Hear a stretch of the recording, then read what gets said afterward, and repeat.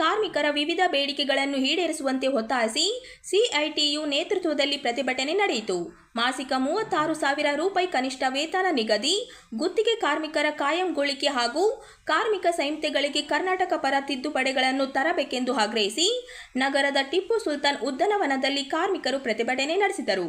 ಕಾರ್ಮಿಕರ ಜೀವನ ನಿರ್ವಹಣಾ ವೆಚ್ಚ ಹಾಗೂ ಇಂದಿನ ಬೆಲೆ ಏರಿಕೆಗೆ ಅನುಗುಣವಾಗಿ ರಾಜ್ಯದಲ್ಲಿ ಮಾಸಿಕ 36,000 ರೂಪಾಯಿ ಕನಿಷ್ಠ ವೇತನ ನಿಗದಿಪಡಿಸಬೇಕು ಎಂದು ಸಿಐಟಿಯು ಕಾರ್ಯಕರ್ತರು ಒತ್ತಾಯಿಸಿದರು. ಸುಪ್ರೀಂ ಕೋರ್ಟ್ ನಿಗದಿಪಡಿಸಿರುವ ಮಾನದಂಡಗಳಿಗೆ ಅನುಗುಣವಾಗಿ ಕನಿಷ್ಠ ವೇತನ ಪರಿಷ್ಕರಣೆ ಮಾಡಬೇಕು. ರಾಜ್ಯ ಸರ್ಕಾರ ಹೋರಾಡಿಸಿರುವ ಕನಿಷ್ಠ ವೇತನ ಅಧಿಸೂಚನೆಯು ಕಾರ್ಮಿಕರ ನಿರೀಕ್ಷೆಗಳ ತಕ್ಕಂತೆ ಇಲ್ಲ ಎಂದು ಪ್ರತಿಭಟನಾಕಾರರು ಆರೋಪಿಸಿದರು.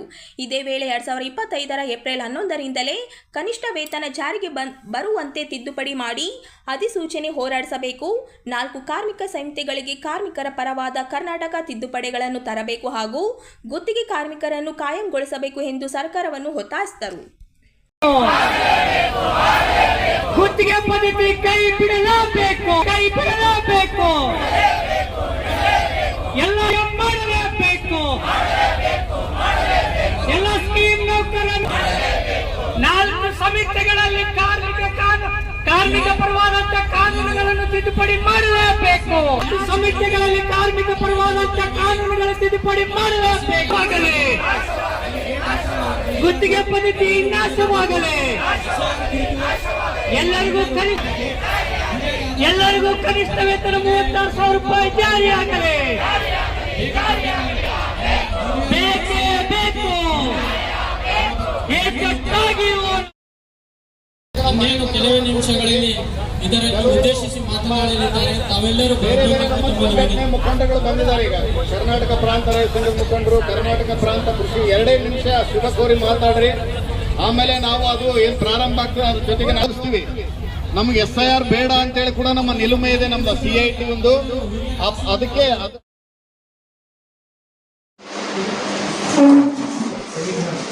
ಬಜಾರ್ ಸಮಾಜದ ಏಕೈಕ ಹಾವೇರಿಯ ಶಾಸಕರಾದ ರುದ್ರಪ್ಪ ಲಮಾನಿ ಹಾಗೂ ಜಿಲ್ಲೆಯ ಸಚಿವರಾಗಿದ್ದ NS ಬೋಸರಾಜ್ ಅವರಿಗೆ ಮುಂದಿನ DK ಶಿವಕುಮಾರ್ ನೇತೃತ್ವದ ಸಚಿವ ಸಂಪುಟದಲ್ಲಿ ಸಚಿವ ಸ್ಥಾನ ನೀಡಬೇಕು ಎಂದು ಆಲ್ ಇಂಡಿಯಾ ಬಜಾರ್ ಸೇವಾ ಸಂಘದ ಒತ್ತಾಯವಾಗಿದೆ ಎಂದು ಸಂಘದ ಜಿಲ್ಲಾಧ್ಯಕ್ಷ ಅಮರೇಶ್ ರಾಥೋಡ್ ಹೇಳಿದರು.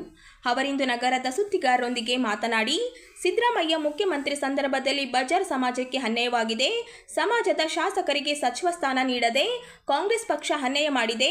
ಈಗ DK ಶಿವಕುಮಾರ್ ನೇತೃತ್ವದ ಸಚಿವ ಸಂಪುಟದಲ್ಲಿ ಬಜಾರ್ ಸಮಾಜದ ಏಕೈಕ ಶಾಸಕರಾದ ರುದ್ರಪ್ಪ ಲಮಾನಿ ಅವರಿಗೆ ಸಚಿವ ಸ್ಥಾನ ನೀಡುವ ಮೂಲಕ ಸಮಾಜಕ್ಕೆ ನ್ಯಾಯ ಒದಗಿಸಬೇಕೆಂದು ಒತ್ತಾಯಿಸಿದರು.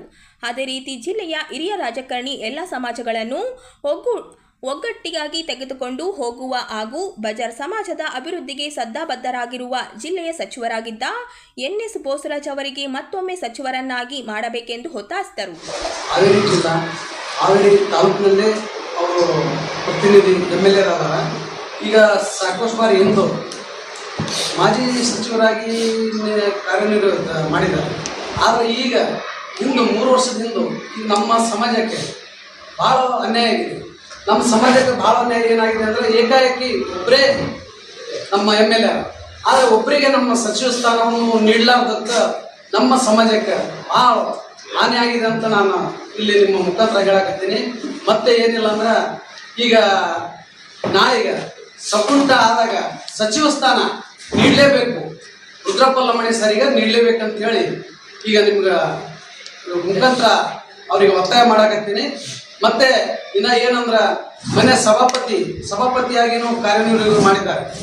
ಆದರೂ ಸಭಾಪತಿಯಾಗಿ ಉಪಸಭಾಪತಿ ಆದ್ರೂ ಈಗ ಅವ್ರೀಗ ಬಹಳ ನಮ್ಮ ಸಮಾಜ ಮಟ್ಟದಲ್ಲಿದ್ದ ಮೊನ್ನೆ ಎಲೆಕ್ಷನ್ ನಡೆದಾಗನು ನಮ್ಮ ಸಮಾಜದವರು ಭಾಳ ಕಾಂಗ್ರೆಸ್ಸಿಗಂತ ಭಾಳ ಇದು ಮಾಡಿ ಅವ್ರೀಗ ನಂಬಿ ಅವ್ರಿಗೆಲ್ಲ ಸಮಾಜದವರು ಅವರಿಗೆಲ್ಲ ಓಟ್ ಹಾಕಿ ಭಾಳ MLA ಮಾಡಿದ್ರು ನಮಗೆ ಸಮಾಜಕ್ಕೆ ಭಾಳ ಅನ್ಯಾಯ ಮಾಡಿದ್ದಾರೆ.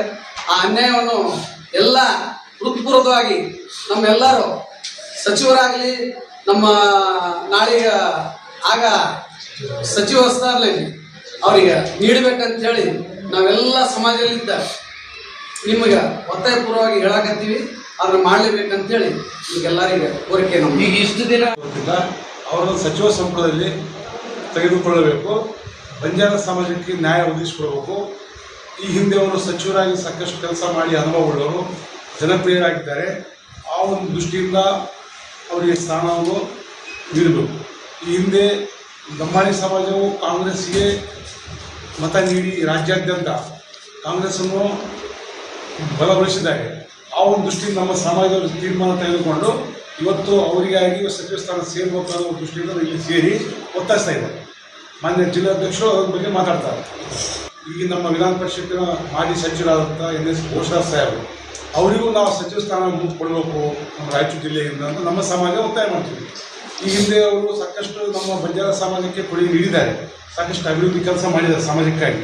ಅವರು ಯಾವುದೇ ಒಂದು ಸಮಸ್ಯೆಗಳನ್ನು ನಾವು ಬಂದು ತಿಳಿಸಿದಾಗ ಸ್ಪಂದಿಸಿ ಇವತ್ತು ಸರ್ಕಾರದ ಯೋಜನೆಗಳನ್ನು ಕೆಲಸ ಮಾಡಿಕೊಟ್ಟಿದ್ದಾರೆ ಅಂತ ಸಾಕಷ್ಟು ಉದಾಹರಣೆಗಳಿದ್ದಾವೆ. ಹಾಗಾಗಿ NS ಘೋಷರಾಜ್ ಸಾಹೇಬರು ಸಚಿವ ಸ್ಥಾನ ನೀಡೇಬೇಕು ಅನ್ನೋದು ಬಂಜಾರ ಸಮಾಜಕ್ಕೆ ಒತ್ತಾಯ ಮಾಡ್ತಾರೆ. ಲಂಬಾಣಿ ಸರ್,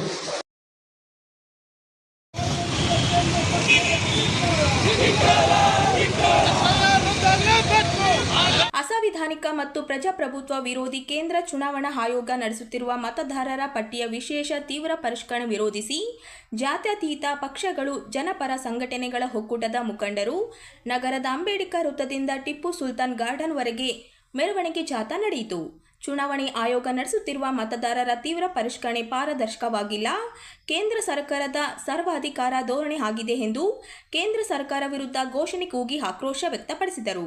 ಚುನಾವಣಾ ಆಯೋಗ ನಡೆಸುತ್ತಿರುವ ಮತದಾರರ ಪಟ್ಟಿಯ ವಿಶೇಷ ಸಮಗ್ರ ಪರಿಷ್ಕರಣೆ ಅರ್ಹ ಮತದಾರರನ್ನು ಪ್ರಜಾಸತ್ತಾತ್ಮಕ ವ್ಯವಸ್ಥೆಯಿಂದ ಹೊರಗಟ್ಟುವ ಕೇಂದ್ರ ಸರ್ಕಾರದ ಸಂಚು ಇದಾಗಿದೆ ಎಂದು ಕೇಂದ್ರದ ವಿರುದ್ಧ ಆಕ್ರೋಶ ವ್ಯಕ್ತಪಡಿಸಿದರು.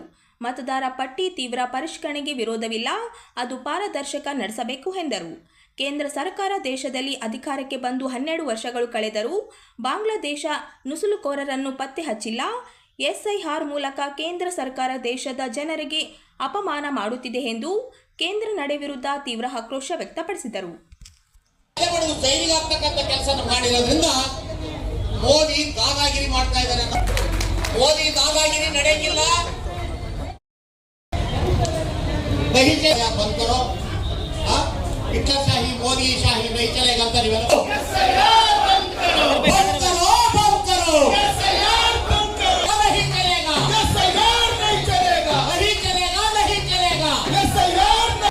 ಸ್ವಲ್ಪ ಎಲ್ಲರೂ ಹಾಡ್ರಿ ನೋಡೋಣ ಹೆಂಗ ಆಡ್ತಾರೆ.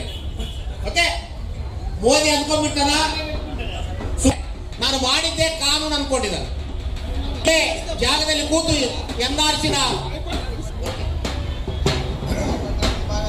ರಕ್ತ